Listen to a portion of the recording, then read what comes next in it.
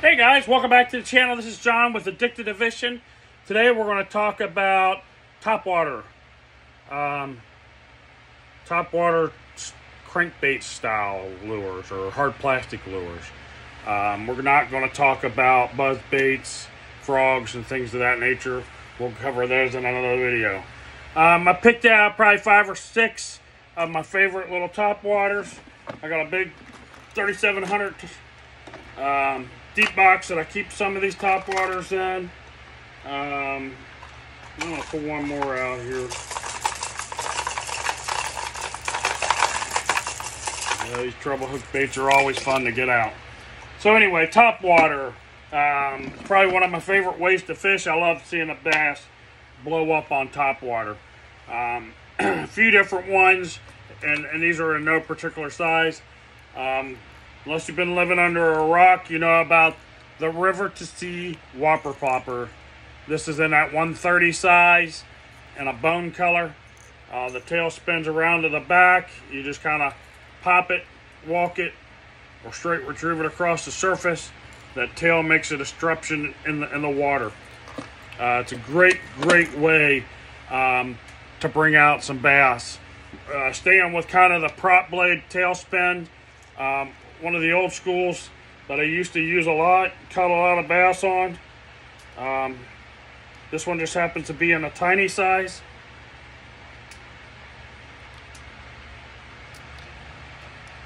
The Heddon Tiny Torpedo. The Tiny Torpedo, you can walk that bait a little bit, but again, that's one that you're gonna cast it out and kind of pop it along the surface. It's not gonna be fished anywhere near the cadence or the way that you'd fish a whopper plopper. And cast that out and just give it some quick twitches and let it do its damage. We're going to talk about some real old school type stuff that still catch fish. This one, I don't remember who made it, but this is what they call the center spinner. It's got a prop on the front and prop on the back. You're going to cast that out and jerk it through. It's kind of like a devil's horse. River to Sea's got one. That's a Chris Lane. I forget what that one's called, but it's a very similar style. Here's another old school. This is a Creek Chub. I think this is made by Heddon. The Creek Chub Injured Minnow. It lays flat on its side. It's a prop bait. Being on its side is going to give it a little different presentation. It's got the double prop, front and back. I don't fish a lot of these old school lures as much, but they definitely work. And again, you're trying to match the hatch. One of the old school staples that I've wrecked a lot of fish on is the original Heddon Zara Spook. You just cast that baby out. You can definitely walk the dog with this guy. Not just a great bass lure, but the hybrids definitely slam that. Cast it out, and you'll get at the walk. Megabass has a couple. They got the Pop Max. And I didn't grab a popper at all.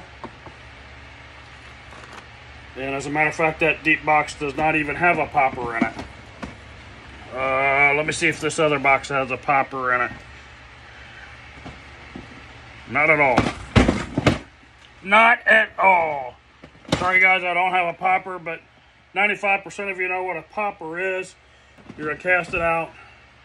And it's bloop, bloop, bloop, bloop. Different ones, you can walk the dog with it. Others, you're just going to pop it. And it's going to make its chugging. Kind of in that cup mouth bait. This is the Lucky Craft Gunfish. This may be a Gunfish 90. It's got that cup mouth. It's going to make a little more disturbance, but you can definitely walk the dog with that. And another one on a bigger size that I love is the Dog X. That's the Megabass. Got a little bit of a different type of front end profile. It's more like the Zara Spook. Rattles, no rattles. The Zara Spook has no rattles. If you want some rattles, you're definitely going to step up to that mega bass, the gunfish. Trying to hold these hooks. Got a nice little rattle to it. The rest of them, they're all rattleless. But the difference is on why I'm going to fish one versus the other. The Whopper Plopper, you know, there's no secret behind that bait. That bait just straight catches fish. I fish it like I would a buzz bait 90% of the time. But the difference is with fishing all of these is if you're fishing over top of grass, or you're not looking for that bait to go to the bottom, these baits will all float on top. Sometimes if I'm in an area where everybody's fishing a Whopper Plopper or a buzz bait, and I'm still trying to get that topwater bite, that's when I'll pull out the Zara Spook, the Gunfish, or the Dog X, or I'm going to fish a popper. If I'm looking for a more silent approach with not as much disturbance, it's definitely going to be the bigger stick style baits, the Zara Spooks, the Dog X. You know, I might get them walking the dog. If I'm looking to make a disturbance, I'm going to that Gunfish. I'm going to a prop style bait, and I think that's called the Lane Changer. Now that I think about it, the other River to Sea bait that Chris Lane has, or I'm going to fish a popper.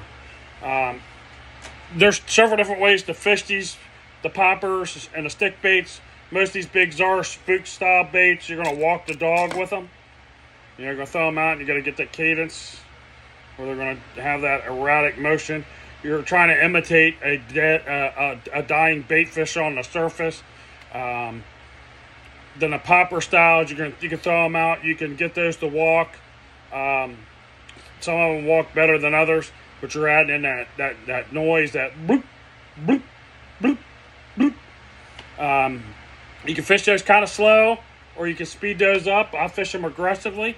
I'll fish them slow, just depending on how aggressive the fish are and feeding. And if you haven't been out fishing on a topwater bite, you're surely missing a heck of a bite. I think most of you probably love that topwater bite just as much as I do. It's a great way to catch them. And you can catch a lot of fish on them. Yeah, you just got to kind of match the hatch. Again, you know, if we're around a lot of small stuff, I'm going to fish more of that tiny torpedo than I would the Dog X. If I'm around big bait, I'm throwing the Dog X versus the tiny torpedo. The Dog X is going to be attracting more of the bigger fish. But again, I've thrown this, maybe not this particular one, but I got a couple of these Dog X's. And I throw them and I grab, you know, some little 5-6 inch bass on them. Most of the time it's a 6 to 10 inch size. And then I catch, you know, the 4, 5, 6, 8 pounders on it. You know, the little Gunfish, kind of a mid-sized bait. It hammers them all. Smallmouth really love that size, you know, and smaller. You know, guys, so that's some top water. You're definitely going to want to throw that on straight braid, or braid to mono leader, or straight mono. You don't want to throw any top water on fluorocarbon, because you don't want that line to sink. You want that floating line that you're going to get out of braid, or you're going to get out of mono. I primarily fish them on mono. Yeah, and you know, you can throw these in and around cover. You can throw them in open water. It doesn't really matter where you're throwing a top water. But the excitement on top water is definitely great. That blow up. Speaking of which, how do I know when I'm going to set the hook, or how you should know when you're going to set the hook?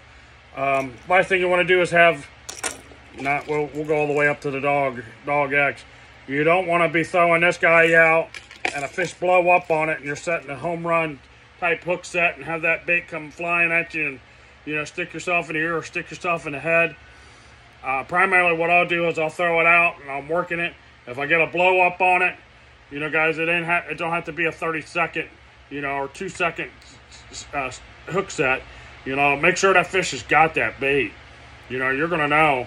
And he's going to come up, and if he grabs that bait, he's going to start pulling that bait down. You're going to watch your line. If your line's still slack and just laying there, he missed it. If he missed it, what I like to do is let it sit. Don't do a thing. Just let it sit for a second. Sometimes they'll miss and they'll come right back up and grab it the second time. If they miss and they don't come back, I give it a couple of real little twitches and try to get that bass to turn back around or locate that again. You know, if it's a bright sunny day, clear water, you know, he's going to see that bait pretty well. And you're going to want to use some more of them translucent type colors. But he's going to find that bait a whole lot easier if it's muddy water on a cloudy day. You're definitely going to want to use something in more of a shad color or the darker colors. And he's going to miss that bait more than he's probably going to grab it. You know, it depends upon how well he keyed in on that bait. But when he comes up to grab that bait, you know, you don't want to have your bait here and he comes up and he misses. And then all of a sudden you jerk because you've seen that explosion. You know, here's the bass and now your lure, you know, is way over there. You don't want that to happen. He comes up and he misses. Let that bait sit perfectly still. Let him make a choice. He's going to come right back after it. If he doesn't, you want to give it that little slight movement of that rod. Get that bait to just make a little disruptance in the water, and then again I let it sit. You know, and if I've had one blow up on it, especially around cover, you know, I'm giving him every opportunity on that first cast or that cast where he blew up on it to come back and find that bait. I don't want to reel that in and throw it back in there. No, you want to leave that bait right there, and you want to do those little slight rod tip twitches. You know, get him back on that bait. You know, he's going to find it. You know, and if he came up on it the first time, he's going to come back up on it a second time. He's feeding, he's hungry, and he wants that. You can fish that around beds in the spawn. You know, sometimes, you know, you'll find them want to come up and just smash that because they're pissed off. You know, a lot of times when I'm bed fishing, I'm throwing a worm or a creature bait or a jig, something I can get down in the bed to really piss them off. But I've had, you know, a prime example where you can pick them up on a topwater with that. And it happened. I threw it in, I threw a jig in, bounced it around. The bass kept grabbing it and spitting it out quicker than you could get a hook set on it. You know, eventually they got kind of keen on that jig and they just let it sit in the bed. Switched up to a creature bait, jiggling in there, same thing, missed a couple. And I actually picked up a little popper and threw a popper over top of it. About the third pop, he come up and absolutely destroyed it. You know, not only are they, you know, it depends upon where they are in the spawn. It depends upon if a topwater is going to work. If it's pre-spawn and they're still trying to feed up, you'll catch some on that. You might see a bed, and they'll come up and they'll grab a topwater or spinner bait or crankbait. If they're full-blown spawn and they're trying to lay eggs, you definitely got to get something down in the bed. And post-spawn, you're going to catch them on a topwater bait as well because they're back to feeding and they're trying to defend all them fry. So guys, the top water for me, I fish it all year round. It primarily shines in mid-morning to late evening. I've caught them in the middle of the day on top water. You know, you're going to pick your colors. Something more this color, or it's more a light color. Even this gun fishing is kind of a gold color. Go fish that more in clear water with some good 3+ foot visibility. If it's darker stained water, this may not be the perfect color for that, but you want to throw that bone color. You want to throw them darker color baits. This is more of a translucent color here. This is great bait for throwing on crystal clear water, maybe even gin clear water. You can see that translucent belly. You don't get color till it comes up on its back, but you want that translucent color on the bottom. Something to kind of not let that bass exactly see what they're feeding on. That's the trick. You got to get them to. You got to get them interested in a bait, and then trick them into thinking that it's something natural, something that they want to eat. You know, you definitely don't want to come in on gin clear water and necessarily fish, you know, a bright colored bait or a black or a blue or something like that. There are exceptions to the rules. I've caught them, you know, in gin clear water on darker colored baits and fluorescent baits. Fluorescent baits usually work in both colors, but a prime example of that is fishing on the St. Lawrence River. You go out 50 foot of water and see the bottom. You can see smallmouth beds down there. You know, we caught them on dark color, light colors. We caught them on a lot of different colors. But the chartreuses and the whites were primarily the colors that they keyed in on. You know, the green pumpkins and things like that. You know, I didn't seem to grab as many bites that way. So you definitely pay attention to your water quality. Look at that sun. See where that sun's at? You got high sun beating down on crystal clear water. You definitely need to get you a translucent, light colored bait to throw. Like I said, if one blows up on it, don't set the hook immediately. Let that bait sit. Give it a couple twitches. Let him make up his mind to come back and eat that. Anyway, guys, that's a quick little video on topwater. Again, I'm not brand specific. I'm not saying the Mega Bass will catch more fish than the Lucky Craft versus the Heddon. They all catch fish. It just depends upon what your budget is and what your confidence is. The biggest thing is your confidence and your budget. So anyway, guys, if you haven't subscribed to the channel, please subscribe to the channel. Hit that comment button and drop a few comments below. Hit that notification bell to know when I'm posting a new video. Hit that share button. Let's share these videos out there. Anyway, thanks for watching, and we'll see you in the next one.